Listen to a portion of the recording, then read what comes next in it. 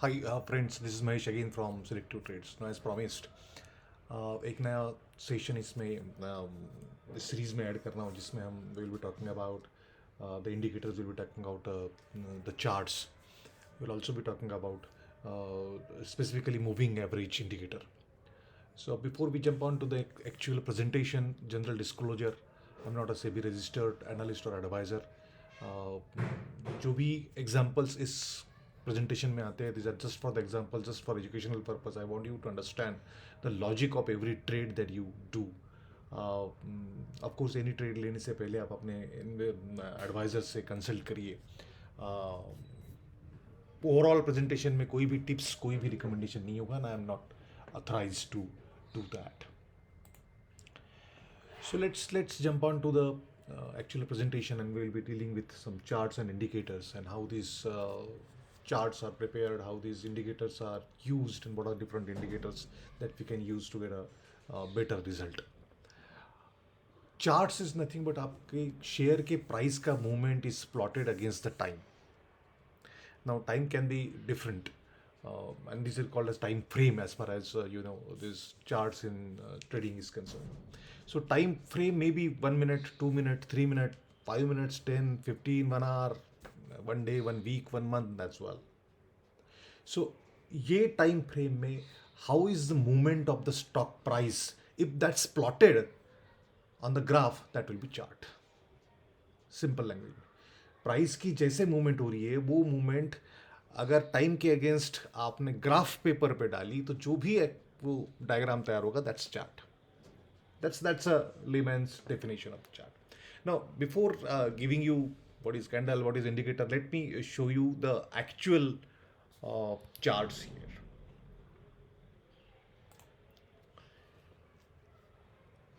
Now at the moment it's a live trading going on, so the charts will be moving up and down. So this is actual the chart.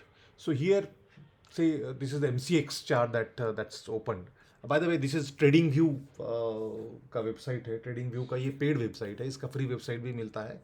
और मेरे ख्याल से trading initiate करने से पहले मैंने भी 2-3 साल इनका फ्री वर्जन ही यूज़ किया है. एंड आफ्टर 2-3 साल व्हेन आई गॉट कॉन्फिडेंस कि मैं चार्ट्स रीड कर सकता हूँ, उसको ट्रेड कर सकता हूँ, उसके बाद then I went for a kind of paid version. So I suggest immediately paid version में जाने की आवश्यकता नहीं है, ट्रेडिंग व्यू में ही जाने की आवश्यकता नहीं. There are other websites as well. आप अगर ICICI के साथ काम कर रहे हो, HDFC के साथ काम कर रहे हो, जीरोदा के साथ काम कर रहे हो, उनके भी खुद के चार्ट्स होते हैं. And most of the indicators that we will be talking about will always be present there as well. So ये होता है चार्ट. नाउ ये चार्ट है कैंडल स्टिक पैटर्न वाला चार्ट.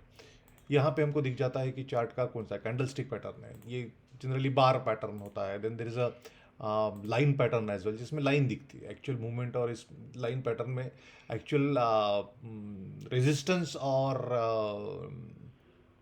इसका जो बेस रहता है, सपोर्ट लेवल, वो प्लॉट करने की जरा ज़्यादा इजी हो जाता है. जैसे यहाँ पे अगर मैं ये इसका एक सपोर्ट समझूँ तो ये प्लॉट करना मुझे लाइन चार्ट पे इजी होता है.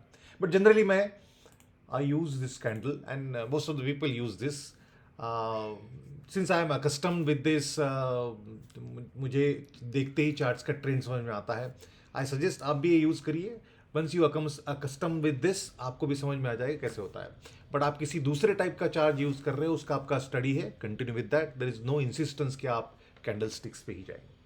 अब मैं जब कैंडल बार बार बोल रहा हूँ, ये जो इस टाइम फ्रेम की बात कर रहे हैं हम, एक डे की, this is time frame, day, week, month, 15 minutes, इसमें आप चेंज कर सकते हो कितना चाहिए.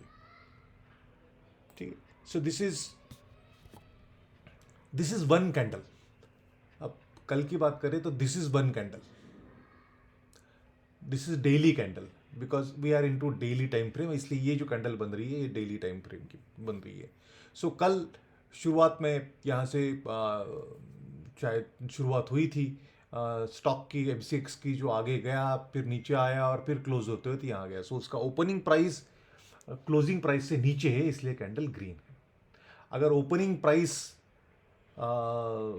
क्लोजिंग प्राइस से ज़्यादा है तो कैंडल रेड बनेगा, ग्रीन बनेगा, रेड बनेगा. Clear. So this is candle. ना अगर हम डे की बात कर रहे हैं, मतलब एक दिन, एक महीने में 30 या जितने भी ट्रेडिंग डेज होंगे उतने कैंडल्स बनेंगे। अगर हम वीक बात करते तो ये कैंडल वीक का है। तो ये वीक का शुरुआत जो 23 जून को हुआ था, ये सॉरी 23 जून को जो वीक हुआ था उसका स्टार्ट जो हुआ था वो लो में हुआ था, और वीक का एंड उसके हाई में हुआ, इसलिए कैंडल ग्रीन है। इसका एग्जैक्ट अपोजिट ये होगा कि ओपन हाई पे हुआ है और वीक का क्लोज है वो जो नीचे हुआ, and that is the reason ये कैंडल ग्रीन है। अब ये वीकली कैंडल है। अगर एक साल की हम बात करते हैं 25 से 26 की, तो there will be approximately 52 candles here. जिससे जैसे टाइम फ्रेम बदलता है, जैसे अब मंथली पे जाएंगे तो एक साल में हमको 12 कैंडल्स दिखेंगे। So this is how the candle is form. Now let me explain you how candles are formed, और ये कैंडल्स होता क्या है।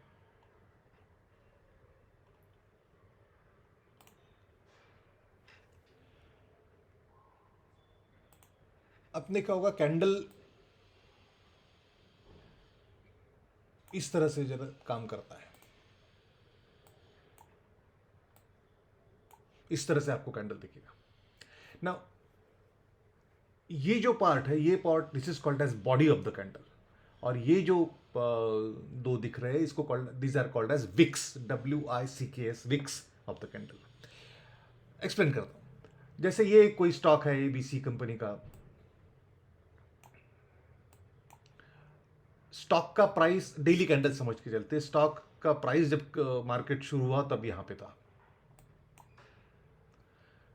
दिन भर में स्टॉक का प्राइस यहां तक गया which is daily high, right. दिन भर में उसका प्राइस नीचे भी आया यहां तक which is daily low,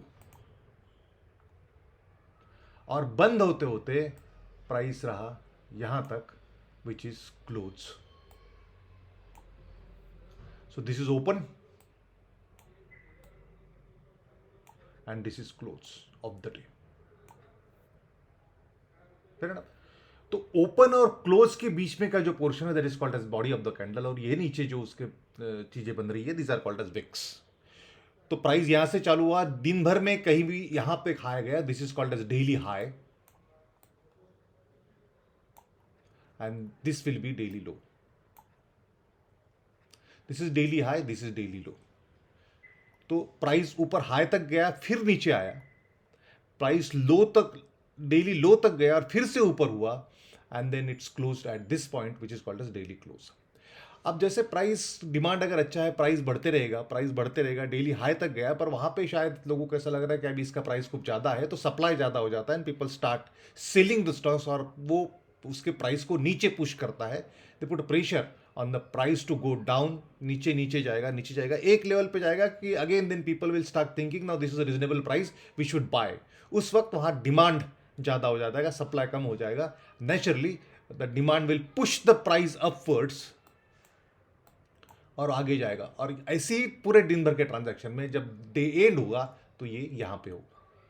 so this is how the wicks and the body is formed. अगर डेली ओपन लो है और डेली क्लोज हाई है तो कैंडल ये बनेगा, ये रेड में रहेगा।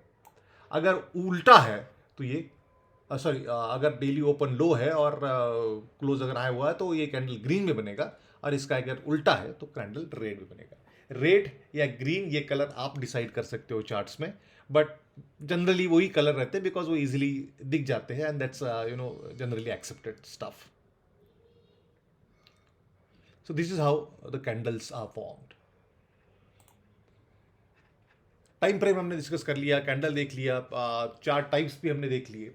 Now let's jump on to the indicators. No, indicator is nothing but it's a mathematical calculation based on the price and volume. अगर स्टॉक का प्राइस और उसका उस दिन का वॉल्यूम कितना है, इसका एक मैथमेटिकल कैलकुलेशन होता है, एक फार्मूला होता है, उस फार्मूले के बेस पे इंडिकेटर बनता है। अब फार्मूला किस तरह का होगा, ओपन का होगा, क्लोज का होगा, हाई का होगा, एवरेज का होगा, इस पे डिसाइड करता है डिफरेंट टाइप का इंडिकेटर कैसे है। कई इंडिकेटर्स बने हुए हैं, जैसे जैसे स्टॉक मार्केट का एक्सपीरियंस लोगों को आता गया, दे मैथमेटिकल कैलकुलेशन उस पर लगाते गए, लोगों को उसमें सक्सेस मिलता गया, एंड देन इंडिकेटर्स उन्होंने इंट्रोड्यूस किए, लोगों ने इंडिकेटर्स यूज किए, उनको सक्सेस ला, इसलिए वो पॉपुलर होते गए। So there are large number of indicators available, but कुछ इंडिकेटर है वो ज़्यादा लोग यूज करते हैं, मे भी कुछ सिलेक्टिव इंडिकेटर सी यूज करता हूँ, and these examples are moving average, RSI, MACD, Bollinger band, CCI, ये जनरली मैं यूज करता हूँ. और इसका हर एक का मीनिंग क्या है, ये कैसे यूज करने का, how to put them into practice and find out particular trade, I will be explaining that in my session. ये जो इंडिकेटर है, ये इंडिकेटर आपको स्टॉक के मोमेंटम का, उसके ट्रेंड का पता लगाने के लिए इंपॉर्टेंट हो जाते हैं. Whether the stock is moving up और स्टॉक इज मूविंग डाउन. कहीं जगह से रिवर्सल है, ये भी मालूम पड़ता है. If the stock is going up, there is certain limit that जब तक ऊपर जाएगा, then there is always possibility it will come down. तो वो वहां का जो रिवर्सल होगा, वो रिवर्सल बताने का क्षमता इंडिकेटर में होती है to a good extent. Indicator एक इंपॉर्टेंट चीज इसमें बताता हूं कि इंडिकेटर के बेस पे आप सपोर्ट और रेजिस्टेंस भी नोट कर सकते हो. Resistance is where stock is up trend और वहां से रिवर्स होता है, डाउन ट्रेंड चालू हो जाता है, दैट्स अ रेजिस्टेंस. और सपोर्ट वो होता है कि जहां स्टॉक डाउन ट्रेंड में है, एक लेवल पे पहुंचता है, वहां पे कंसोलिडेट करता है और वहां से फिर रिवर्स होता है, ऊपर चलता है, तो दैट्स अ सपोर्ट लेवल. तो इसके लिए भी इंडिकेटर यूज किए जा सकते हैं. एक the most important thing is that, and that's I specifically mention in the rate, कि इंडिकेटर्स आइसोलेशन में काम नहीं करते इन जैसे they will give you result, but there are every chances the result will be wrong. तो सिर्फ indicator के बेस पे अगर कोई आप ट्रेडिंग करना चाहोगे, it will not be profitable, let me put it that way. So सिर्फ इंडिकेटर के लिए इंडिकेटर यूज करके ट्रेडिंग मत करिए. ऑफ कोर्स इंडिकेटर आपको एक आइडिया देता है, पर ये इस इंडिकेटर कुछ बाकी चीजों के साथ, प्राइस एक्शन के साथ, वॉल्यूम के साथ, कैंडल के पैटर्न के साथ अगर इसमें यूज करते हैं, तो हमारा सक्सेस का तो रेट बढ़ जाता है, एंड उसमें लॉस की चांसेस कम हो जाते हैं. if you get a success rate of more than 70-80%, that's a decent enough. एक इंपॉर्टेंट चीज, अगर कोई भी बंदा आपको ये बोल रहा है कि मेरा सक्सेस रेट 90% है और 100% है, 10 आउट ऑफ 10 मेरे कॉल सही हो रहे हैं, इज फूलिंग यू. किसी बंदे का 80 के ऊपर जनरली मैंने तो सक्सेस रेट देखा नहीं है. The overall success of this game lies कि आप जितने ट्रेड कर रहे हो उसमें कि 7 या 8 ट्रेड आपके सक्सेसफुल हो रहे हैं, तो उसमें का प्रॉफिट ज्यादा से ज्यादा लो, और जो ट्रेड्स आपके लॉस मेकिंग है उसका लॉस कम से कम हो. स्टॉप लॉस आप ऐसे मेंटेन करो कि उसका जो लॉस है उस ट्रेड का कम से कम हो, पर जो प्रॉफिटेबल ट्रेड है, you should ride that wave of profit and get maximum profit possible. अगर ये आप करने में सफल रहे हो, तो you will be a profitable investor, profitable trader. So overall gamete में यही आता है. नाउ आज की सेक्शन में हम सिर्फ एक मूविंग एवरेज के बारे में डिस्कस करेंगे. I will be explaining some trades as well. I will be explaining how I put moving average into practice. मैं यूज कैसे करता हूँ मूविंग एवरेज का कंसेप्ट यूज करके ट्रेड्स कैसे किए जा सकते हैं, that I will be explaining here. And then in subsequent sessions I will be talking about the candlestick patterns, और फिर ये दोनों मूविंग एवरेज और कैंडलस्टिक पैटर्न ज्वाइन करके कैसे ट्रेड किया जा सकता है, ये भी मैं बताऊंगा. And then some other indicators we will also be discussing in subsequent sessions. So as the name suggests, moving average is nothing but it's a simple moving average. 20 days, जितने पीरियड का आपने लिया, समझो 20 डेज का मैंने moving average लिया है. सो 20 days का जो क्लोजिंग प्राइस रहेगा divided by 20 is the simple moving average. Now simple moving average का, जैसे मैंने डे क्लोज का बोला, डे हाई का भी हो सकता है, डे लो का भी होता है. डे हाई का मतलब 20 डेज का डे हाई कैलकुलेट करो, उसको 20 से डिवाइड करो, that will be a simple moving average of daily highs, similarly with that of daily lows. If you call simple daily moving average, it means that it's a moving average of close price of that particular stock. फिर exponential moving average क्या होता है? Exponential moving average generally short term trade के लिए use किया जाता है. इसमें अगर मैं 20 डेज का एक्सपोनेंशियल मूविंग एवरेज कंसिडर करूं, तो 20th डे का जो स्टॉक प्राइस है उसको वैल्यू सबसे ज्यादा रहेगी कैलकुलेशन में. 19th डे को उसको थोड़ी कम रहेगी, 18th डे को उससे कम रहेगी, 17th डे को उससे कम रहेगी, और शायद सबसे कम रहेगी फर्स्ट डे को, अगर लास्ट 20 डेज की बात करते हैं. तो इसलिए जो इसका जो पर्टिकुलर डे के क्लोजिंग प्राइस का जो वैल्यू है कैलकुलेशन में, वो ज़्यादा होते जाता है when you comes to near to the present day, and that's why it is called as exponential moving average. तो लास्ट कपल ऑफ डेज का जो मूवमेंट है उसको वैल्यू ज़्यादा मिलेगी as compare to earlier days, and that's why it is used for short term trade to find out particular trend of a stock.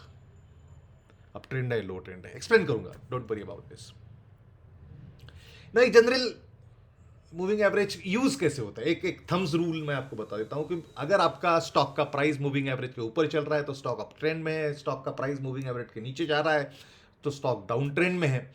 आ, जैसे मैंने last time भी बोला, अगर प्राइस अप ट्रेंड में है और एक जगह जाके कंसोलिडेट हो रही है, वहां रुक रही है कुछ दिनों के लिए, कुछ पीरियड के लिए, and then it's coming down, तो वो जो लेवल है that is considered as resistance.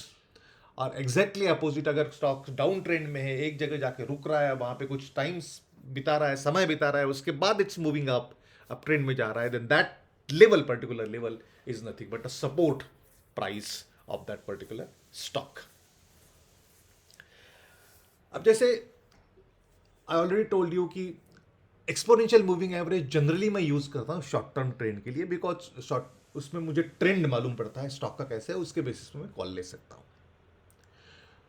Example पे तो तौर पे बताऊं तो 5 डेज एक्सपोनेंशियल मूविंग एवरेज की जो लाइन है, वो अगर 10 डेज एक्सपोनेंशियल मूविंग एवरेज के लाइन को नीचे से क्रॉस करके ऊपर जा रही है, that means that last 5 days का जो उसका एवरेज है वो ज्यादा फास्ट बढ़ रहा है, that means that the stock is in up trend.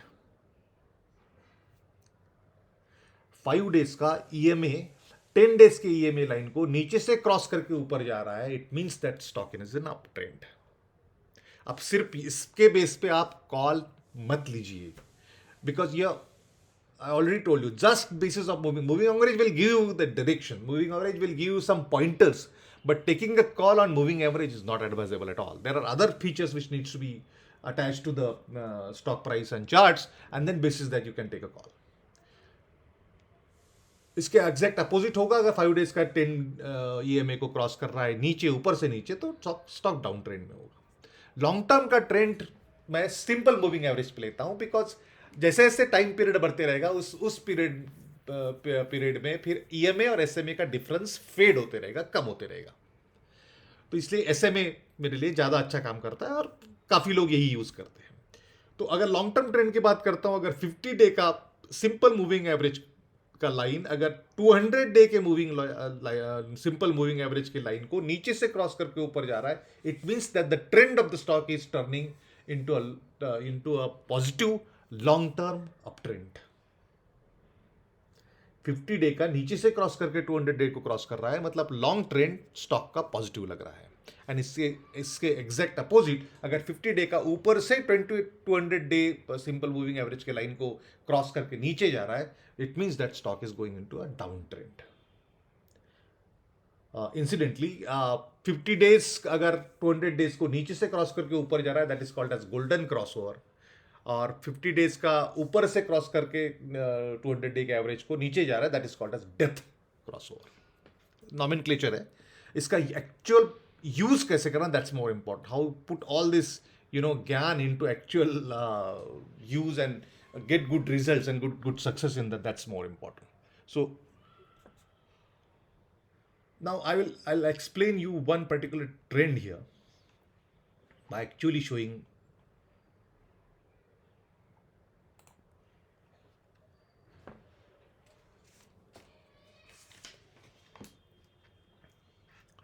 तो ये जो मैंने मूविंग एवरेज क्रॉस किए हैं, यहाँ प्लॉट किए हुए हैं, ये मेरा सिंपल मूविंग एवरेज है 50 to 100 का। ये डॉटेड लाइंस वाला ये 50 का है और 200 का होगा। देन 5 डेज का exponential moving average that's in green, and 5 days का 10 डेज का exponential moving average is yellow. ये जो दिख रहा है दैट्स वॉल्यूम, ये RSI है। आपके बाजू के चार्ट को, ये डेली चार्ट है, तो ये चार्ट मैं डिसाइड कर सकता हूँ ये चार्ट मेरा कब का है, ये चार्ट मेरा कब का है। Since this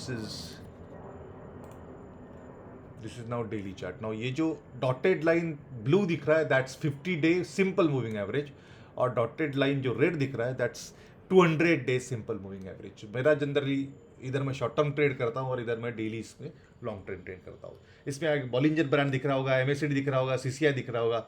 eight the moment just note it down, इसका कैसे यूज़ करना, कैसा मैं करता हूँ, I will explain that in subsequent sessions. So एक एग्जाम्पल के तौर पे आपको बताता हूँ कि विच स्टॉक, या हिंदुस्तान कॉपर।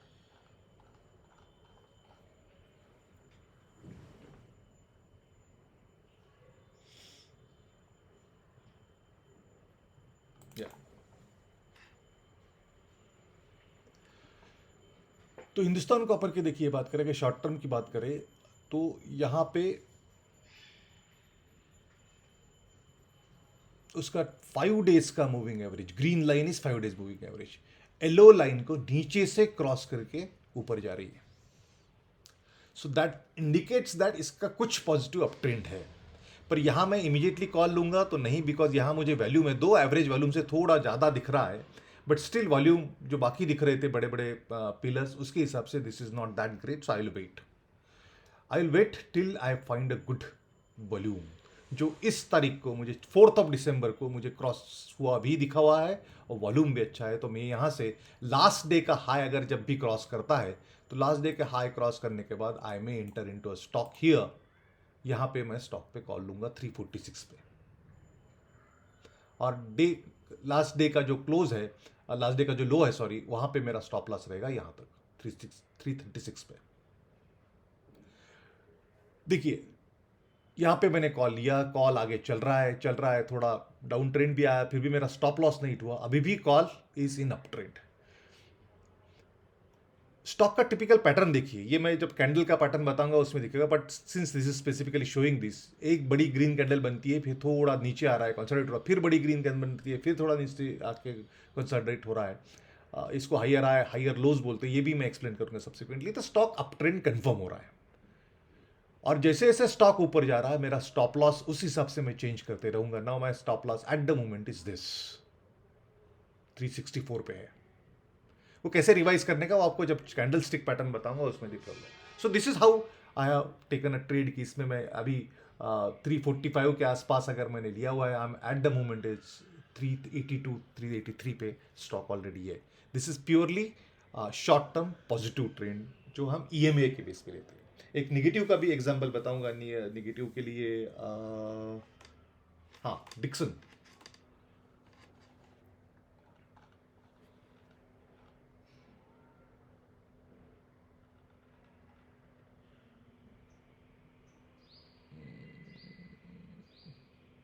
डिक्सन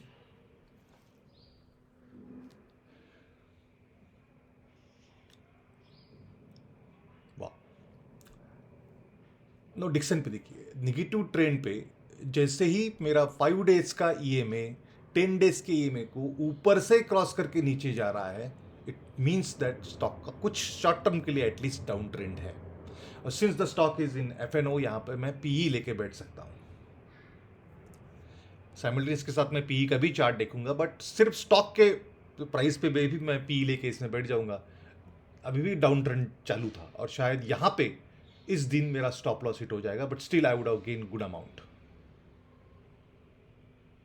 यहाँ पे मैंने कॉल लिया। जनरली मैं इस पे कॉल लेता नहीं हूँ, जिस वेट करता हूँ क्योंकि यहाँ वॉल्यूम उतना नहीं है, पर जब भी मुझे वॉल्यूम अच्छा दिखेगा उस वक्त मैं कॉल ले लूँगा, मे बी दिस टाइम और दिस टाइम, क्योंकि एवरेज से थोड़ा ज़्यादा मेरे को वॉल्यूम दिख रहा है। और यहाँ पे पी लेके बैठ जाऊंगा with a clear stop loss of earlier days high. Stop loss मेरा चेंज होते रहेगा, शायद ये दिन है जहाँ मेरा स्टॉप लॉस हिट हो जाएगा, but still I would have made good money here. Generally down trend में एफएनओ वाले स्टॉक ज़्यादा काम में आएंगे, क्योंकि वहाँ पे हम पी परचेस कर सकेंगे जिसमें, या सी सेल कर सकेंगे जिसमें हमको कॉल मिल सकेगा। फिर ना एक लॉन्ग टर्म के भी कुछ ट्रेड आपको बता देता हूँ। गोल्डन क्रॉसओवर में हाँ महिंद्रा एंड महिंद्रा होगा, इज डूइंग गुड।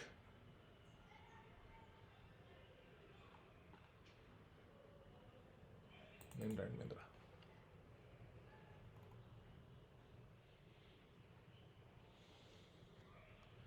वाह, देखिए this is the golden crossover. जब 50 डेज का सिंपल मूविंग एवरेज 200 डेज के मूविंग एवरेज को क्रॉस कर रहा है, पर यहाँ पे मैं कॉल लूँगा नहीं क्योंकि मुझे यहाँ वॉल्यूम नहीं मिला। यहाँ पे मुझे वॉल्यूम मिला हुआ है जो जहाँ पे मैं कॉल ले सकता हूँ। यहाँ पे अगर मैंने कॉल लिया, ये स्टॉप लॉस लेके मैं काम करूँगा और मेरा टारगेट और मेरा स्टॉप लॉस सब्सिक्वेंटली रिवाइज होते रहेगा। टिपिकली देखिए यहाँ कॉल लेने के बाद स्टॉक ने थोड़ा कंसोलिडेशन किया है, थोड़ा नीचे भी आया हुआ है, पर मेरा स्टॉप लॉस जो नीचे रखा हुआ है उस वो हिट नहीं हुआ, इसमें स्टॉक चलते रहा। ये कंसोलिडेशन रेजिस्टेंस की लाइन थी, ये रेजिस्टेंस की लाइन पे खेलता रहा। रेजिस्टेंस की लाइन पुराने उसके जो रेजिस्टेंस लेवल है उसकी उससे उससे बनी हुई थी। And so stock spend some time around that. उसको ऊपर जाने की एक बार चेष्टा किया, दूसरी बार चेष्टा किया, तीसरी बार भी ट्राई किया, नहीं हुआ, again then came down and then finally it has broken above that, और उसके बाद आगे चलता रहा।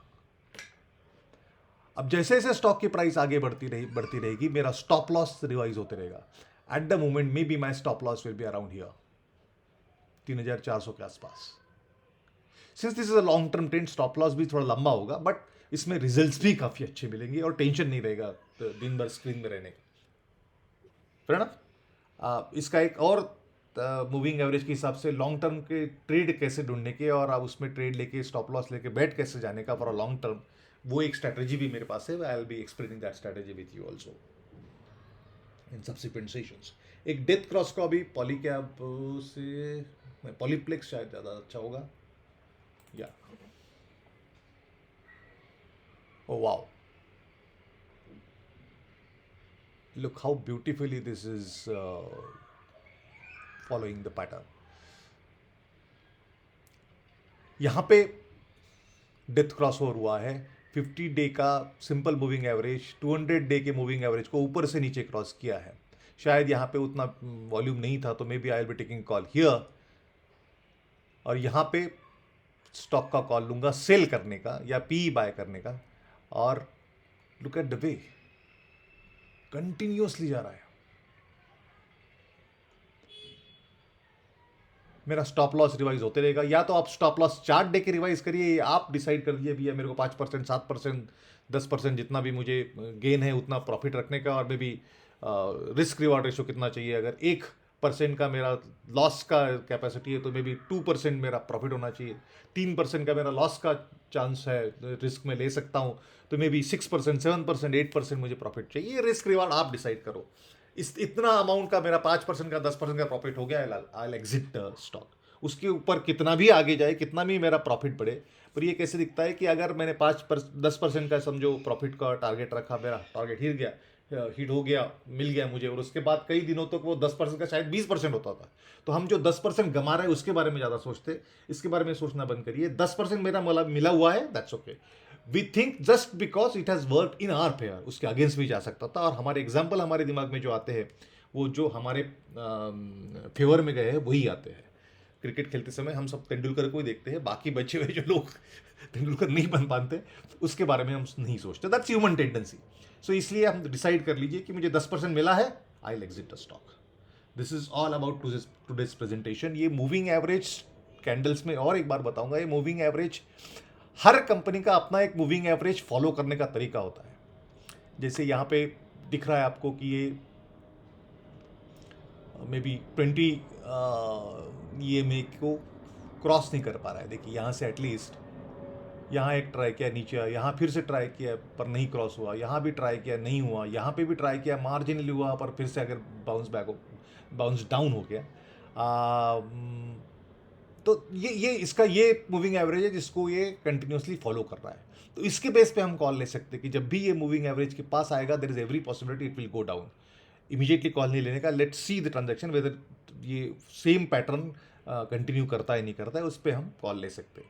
अब इस स्टॉक के लिए 20 का होगा, किसी स्टॉक के लिए 5 का होगा, किसी के लिए 50 का होगा, किसी के लिए 10 का होगा। So we need to identify once we start understanding moving average, फिर चार्ट देख के हम इमीडिएटली पता चल जाएगा हमको कि which moving average is most suit to the movement of that stock. Understood? This is all for the day. Next time हम जरा कैंडल्स के बारे में बात करेंगे, and then we will understand how candles can be candle pattern can be intermixed with the moving average to take a better and informed decision about the trade. Till the next video, goodbye. Jai Hind.